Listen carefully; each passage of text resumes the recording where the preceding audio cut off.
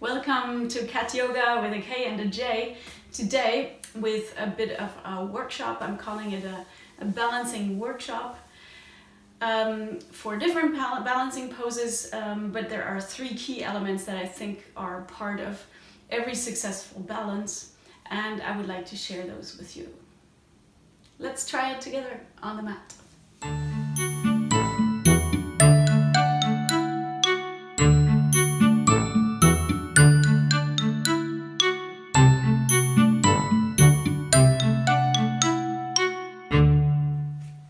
Okay, so let's explore three key elements that I found are important in all balancing poses. I can't really call this a balance tutorial because for a real tutorial you would have to look at every single pose.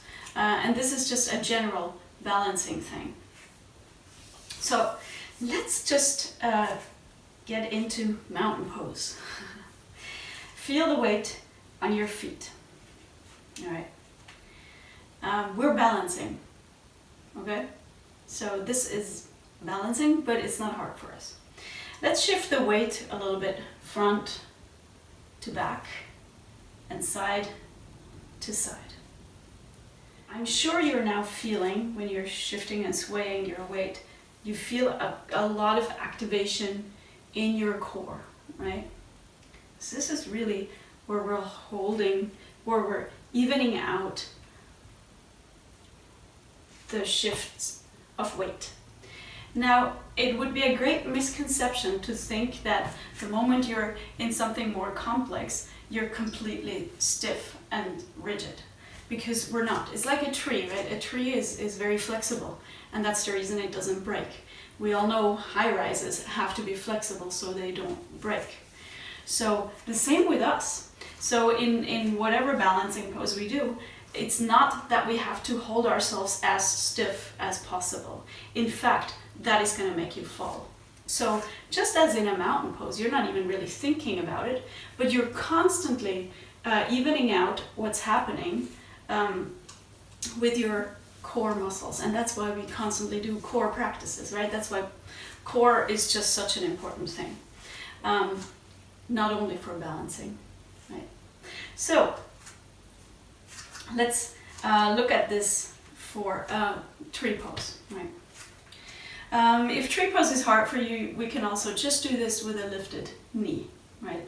Other people might want to just do this, or come into a higher tree position like that, where you're pushing the inner thigh towards the heel. But still, of course, I have to activate my core. That's not very new, but it's a key element, so I had to mention it. Another thing I find super important is to grow your roots. And the roots don't just grow from whatever is touching the mat, but they grow from way up higher. So in case of tree, for example, I feel my roots start growing at least from the hips down, if not actually from really my whole torso. You could even say from the head down, right? Because tree is such a straight position. So I'm really feeling the roots go down into and through the floor, and that gives me a much more stable feeling than if I'm just, feeling them from my foot, from the sole of my foot. Okay? The moment you're starting to really feel the roots grow through your whole body, you're going to be much more stable. Okay. Put down your leg, and we're going to do that on the other side. So bring up your knee, and if you want, you can put it in tree position, pushing the inner thigh into the heel and the heel into the inner thigh. So again, feel the activation in the core and feel the roots. The roots grow down all the way through your body into the floor. And now, number 3. And I honestly think it's the most important one, and not that many people talk about it. It's the breath. As in all of yoga, breath, breath, breath. Why? The thing is, the moment you're falling out, or the moment your position is not good for you anymore, you stop breathing. And now this signals the body panic, right? The moment you don't breathe, the body thinks you're panicking. And what does the body do when you're panicking? It sends you out of whatever is causing the panic. In this case, it sends you out of your pose, right? Oh my God, I'm losing my balance. I'm just, okay. And I fall. But I didn't have to fall. I could have caught it with my torso, with my core, with my activated core muscles. I could have, theoretically I can catch a lot if I keep breathing. So breath is super duper hyper important. And in fact, I would like you to start playing around with core activation, and at the same time you're breathing. So instead of, I'm holding my breath because, oh my God, is this hard? Instead of doing that, breathe in a super relaxed way, and you're gonna feel much more able to stay calm, even though the balance might start wiggling. All right? We so often wiggle just a tiny bit and we put our foot down, where we possibly could have caught the balance, if we had taken a deep breath and put ourselves back upwards. Makes sense? Let's just look at another balancing pose and see if we can apply it there. And let's choose Warrior 3. So we're going to be in a Warrior 1 position, and we're tilting our weight over the front leg and lift that back leg up. Now here, of course, I cannot grow my roots from my shoulders down, right? Because they're not really where my foot is. So here, I would say the roots start in the hip and they grow into the floor and down. At the same time, of course, I have to have my core activated and I have to breathe. And I don't panic when I wiggle. That's the key thing. Don't panic, because you're gonna wiggle, right? It's just normal. It's natural. There's gonna be wiggling. And the moment you stop breathing, your body will kick you out of the pose. So come out, try it on the other side.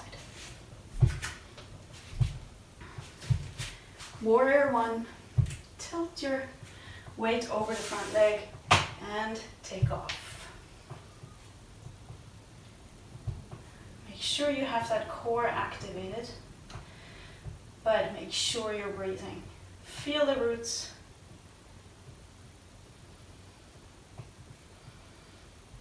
Make this relaxed. And put the foot down, come up, stretch out the legs. Make sense? Kapkasana, crow pose. Same thing. So here, the roots, I would say, grow from the elbow down. Really, it's really usually the part from where on I have a vertical line to the floor. So that means here, it's from the elbows down. And that's why I think it's a great idea before I lift off to already have the arms in a vertical position. If I'm here and now I'm trying to take off, then it gets hard. But before the lift off, I want to grow my roots down into the floor. I'm already ready.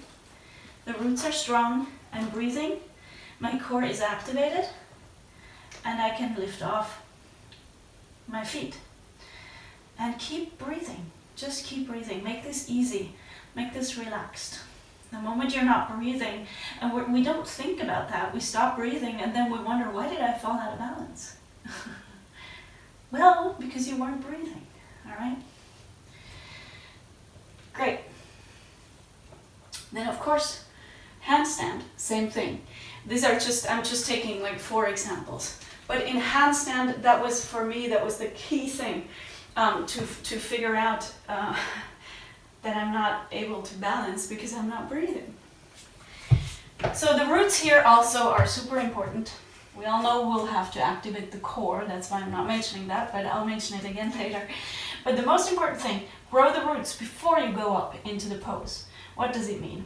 I want that vertical line from the shoulder down, through the hand, into the floor.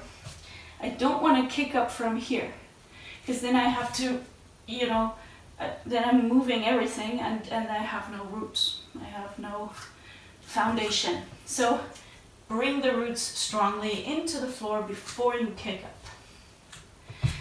Alright, then kick up. And of course, we all know, activate the core.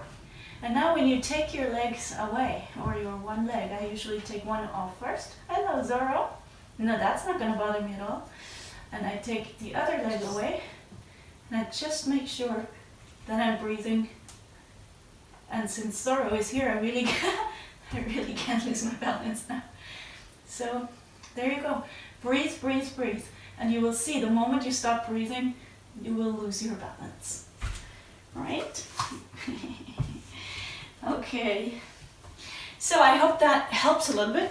If it doesn't, if you have questions, please let me know. And I think I have to feed this little guy. Although he's especially cute when he's hungry. So maybe I just won't feed him. No, I'm just kidding. I'm just kidding. Okay, well, good luck with balance. I hope it helped. And see you in the next video. Ciao.